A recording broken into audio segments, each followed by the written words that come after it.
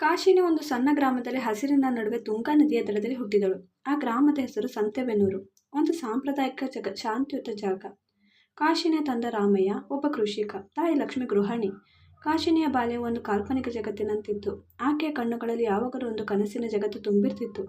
ಚಿಕ್ಕ ವಯಸ್ಸಿನಿಂದಲೂ ಕಾಶಿನಿ ತನ್ನ ಸ್ನೇಹಿತನಿಂದ ಭಿನ್ನವಾಗಿದ್ಲು. ಗ್ರಾಮದ ಮಕ್ಕಳು ಬೆಳಿಗ್ಗೆ ಶಾಲೆಗೆ ಹೋಗಿ ಸಂಜೆ ಆಟವಾಡಿ ಮನೆಗೆ ಬಂದು ತಿಂದು ಮಲಗುವ ಸರಳ ಜೀವನದಲ್ಲಿ ತೃಪ್ತಿಯಾಗಿದ್ರು. ಆದರೆ ಕಾಶಿನಿಗೆ ಈ ಜೀವನ ಒಂದು ಕೊರೆಯಂತೆ ಕಾಣುತ್ತಿತ್ತು.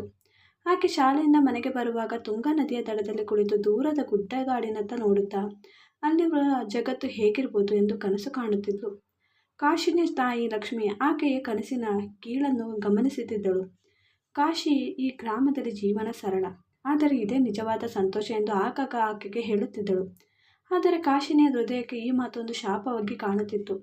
ಆಕೆಗೆ ಜೀವನ ಎಂದರೆ ಸಾಹಸ, ಸ್ವತಂತ್ರ ಮತ್ತು ಹೊಸತನ. ಒಂದು ದಿನ ಗ್ರಾಮಕ್ಕೆ ಒಂದು ಯಾತ್ರಿಗಳು ತಂಡ ಬಂದಿತ್ತು. ಅವರು ದೂರದ ಊರುಗಳಿಂದ ಬಂದಿದ್ರು.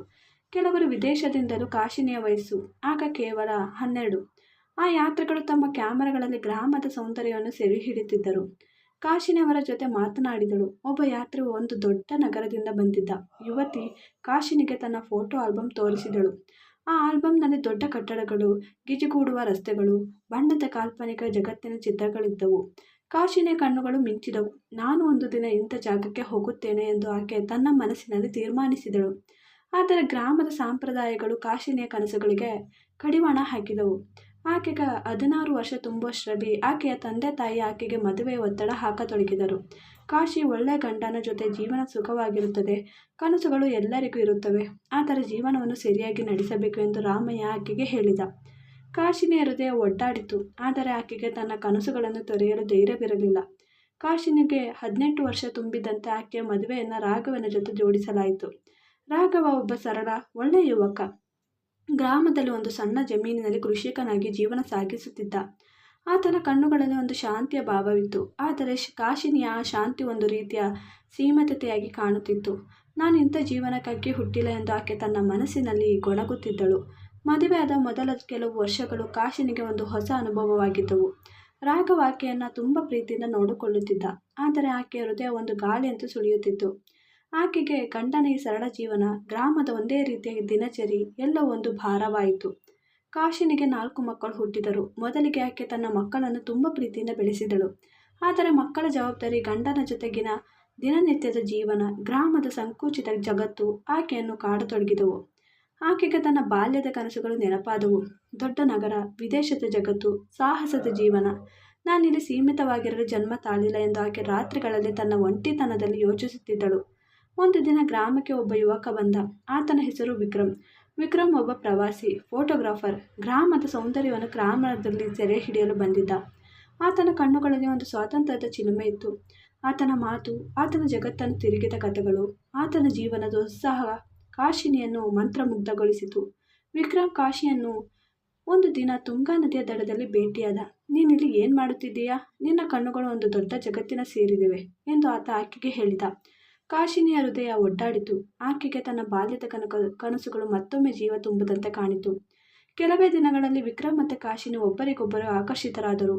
ನೀವು ಒಬ್ಬ ಗಾಳಿಯಂತೆ ಕಾಶಿನಿ, ಈ ಗ್ರಾಮ ನಿನಗೆ ಸೀಮಿತವಾದ ಜಾಗ. ಬಾ, ಜಗತ್ತನ್ನು ತಿರುಗೋಣ ಎಂದು ವಿಕ್ರಮ್ ಒಂದು ರಾತ್ರಿ ಆಕೆಗೆ ಗುಸುಗುಸಿದ. ಕಾಶಿನಿಗೆ ಯೋಚಿಸಲು ಸಮಯ ಕೂಡ ಇರಲಿಲ್ಲ.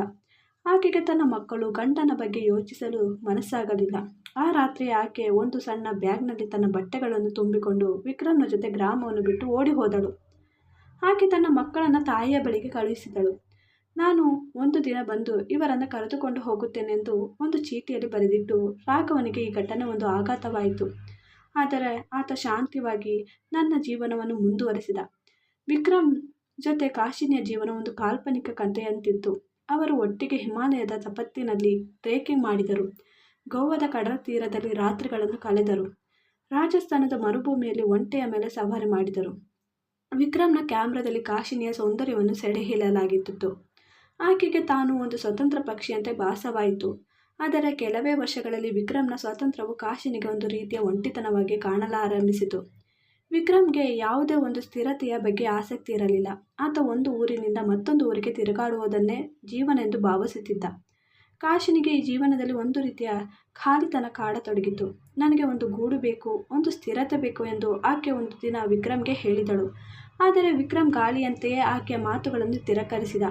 ನೀನು ಬದಲಾಗಿದ್ದೀಯಾ ಕಾಶಿನಿ, ನೀನು ಇನ್ನು ನನ್ನ ಜೊತೆಗಿಲ್ಲ ಎಂದು ಆತ ಒಂದು ದಿನ ಆಕೆಗೆ ತಿರಸ್ಕಾರದ ಮಾತುಗಳನ್ನಾಡಿದ. ಕಾಶಿನಿಯ ಹೃದಯ ಮತ್ತೊಮ್ಮೆ ಒಡ್ಡಾಡಿತು.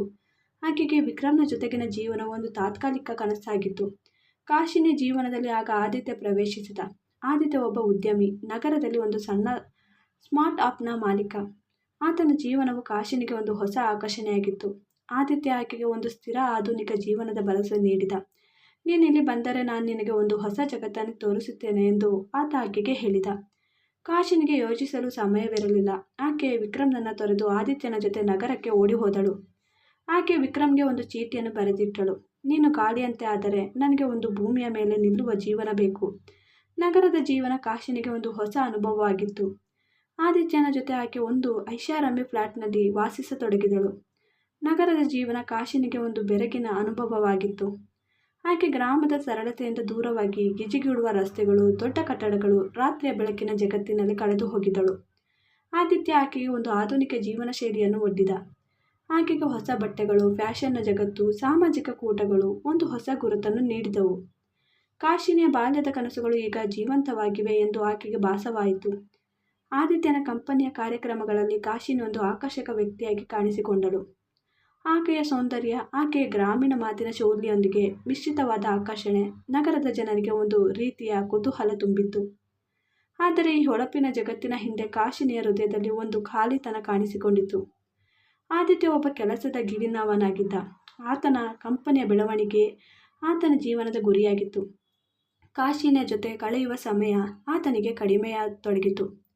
ಆಕೆಗೆ ಆದಿತ್ಯನ ಈ ದೂರದ ವರ್ತನೆ ಒಂದು ರೀತಿಯ ತಿರಸ್ಕಾರವಾಗಿ ಕಾಣಿಸಿತು. ಆಕೆಗೆ ತನ್ನ ಗ್ರಾಮದ ಜೀವನ, ರಾಘವನ ಸರಳ ಪ್ರೀತಿ, ತನ್ನ ಮಕ್ಕಳ ನಗು ನೆನಪಾದವು ಆಗ. ಆದರೆ ಆಕೆಗೆ ಈಗ ಗ್ರಾಮಕ್ಕೆ ಮರಳುವ ಧೈರ್ಯವಿರಲಿಲ್ಲ. ಆಕೆ ತನ್ನ ಆಯ್ಕೆಗಳಿಂದ ತಾನೇ ಸಿಕ್ಕಿ ಹಾಕಿಕೊಂಡವಳಂತೆ ಭಾಸವಾಯಿತು. ಕಾಶಿನಿಯ ಜೀವನದಲ್ಲಿ ಒಂದು ಒಡ್ಡಾಡುವಿಕೆಯ ಘಟನೆಯಾಯಿತು. ಒಂದು ದಿನ ಆಕೆ ಒಂದು ಕಾಫಿ ಶಾಪ್ನಲ್ಲಿ ಕುಳಿತಿದ್ದಾಗ ಆಕೆಗೆ ಒಬ್ಬ ಹಳೆಯ ಸ್ನೇಹಿತ ಭೇಟಿಯಾದಳು. ಆ ಸ್ನೇಹಿತೆಯ ಹೆಸರು ಗೀತಾ. ಗೀತಾ ಗ್ರಾಮದಿಂದ ಆಗಾಗ ನಗರಕ್ಕೆ ಬರುತ್ತಿದ್ದಳು. ಆಕೆ ಕಾಶಿನಿಯನ್ನು ಭೇಟಿಯಾಗಿ ಆಶ್ಚರ್ಯಪಟ್ಟಳು. ಕಾಶಿ, ನೀನಿಲ್ಲಿ? ಎಷ್ಟು ಬದಲಾಗಿದ್ದೀಯಾ ಎಂದು ಗೀತಾ ಆನಂದದಿಂದ ಹೇಳಿದಳು. ಕಾಶಿನಿ ಒಂದು ಕೃತಕ ನಗುವನ್ನು ತೊಟ್ಟಳು. ಆದರೆ ಗೀತಾ ಗ್ರಾಮದ ಕುರಿತು, ಕಾಶಿನಿಯ ಮಕ್ಕಳ ಕುರಿತು, ರಾಘವನ ಕುರಿತು ಮಾತನಾಡತೊಡಗಿದಾಗ ಕಾಶಿನಿಯ ಹೃದಯ ಭಾರವಾಯಿತು. ರಾಘವ ಇನ್ನೂ ನಿನ್ನನ್ನು ಕಾಯುತ್ತಿದ್ದಾನೆ ಕಾಶಿನಿ, ಆದರೆ ಆತ ತುಂಬ ಒಡೆದುಕೊಂಡಿದ್ದಾನೆ. ಮಕ್ಕಳು ತಾಯಿಯ ಕೊರತೆಯನ್ನು ತುಂಬ ಅನುಭವಿಸುತ್ತಾರೆ ಎಂದು ಗೀತಾ ಶಾಂತವಾಗಿ ಹೇಳಿದಳು. ಕಾಶಿನಿಯ ಕಣ್ಣುಗಳು ಕಣ್ಣೀರಿನಿಂದ ತುಂಬಿದವು. ಆಕೆಗೆ ತಾನು ಮಾಡಿದ ತಪ್ಪುಗಳೆಲ್ಲವೂ ಒಂದೊಂದಾಗಿ ನೆನಪಾದವು. ಆಕೆ ಆದಿತ್ಯನ ಜೊತೆಗಿನ ಜೀವನವನ್ನು ತೆರೆದು ಗ್ರಾಮಕ್ಕೆ ಮರಳುವ ತೀರ್ಮಾನಿಸಿದಳು. ಆಕೆಗೆ ತನ್ನ ಮಕ್ಕಳನ್ನು ಭೇಟಿಯಾಗಬೇಕು, ರಾಘವನ ಬಳಿ ಕ್ಷಮೆ ಯಾಚಿಸಬೇಕು ಎಂದು ತೀವ್ರವಾದ ಆಸೆ ಕಾಡಿತ್ತು. ಕಾಶಿನಿ ಗ್ರಾಮಕ್ಕೆ ಮರಳಿದಾಗ ಎಲ್ಲವೂ ಬದಲಾಗಿತ್ತು. ಗ್ರಾಮ ಇನ್ನೂ ಸರಳವಾಗಿತ್ತು, ಆದರೆ ಆಕೆಗೆ ಈಗ ಆ ಜಗತ್ತು ಅಪರಿಚಿತವಾಗಿತ್ತು. ರಾಘವ ಆಕೆಯನ್ನು ಭೇಟಿಯಾದ, ಆದರೆ ಆತನ ಕಣ್ಣುಗಳಲ್ಲಿ ಯಾವುದೇ ಪ್ರೀತಿಯ ಭಾವ ಇರಲಿಲ್ಲ.